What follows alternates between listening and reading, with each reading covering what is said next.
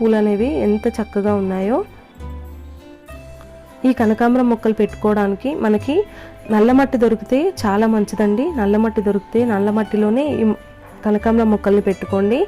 ఒకవేళ నల్ల మట్టి దొరకకపోతే మీరు కలుపుకునే మట్టిలో ఎక్కువగా కంపోస్ట్ ఉండేలాగా చూసుకోండి. ఎందుకంటే ఈ కనకాంబరం మొక్కలకి వేడి అనేది చాలా అవసరం అన్నమాట. అందుకని కంపోస్ట్లో మనకి వేడి ఎక్కువగా ఉంటుంది కాబట్టి కంపోస్ట్ ఎక్కువగా ఉండే విధంగా చూసుకోండి. మిద్దె తోటల్లో ఈ విధంగా కనకాంబరం మొక్కల్ని పెంచుకోవడం వల్ల మన మిద్దె తోట అనేది చాలా చాలా అందంగా కనిపిస్తూ ఉంటుంది. ఇవి కొన్ని మొక్కలున్నా ఎప్పుడూ పూస్తూనే ఉంటాయి కాబట్టి మన గార్డెన్ అనేది అస్సలు బోసిపోకుండా ఉంటుందన్నమాట.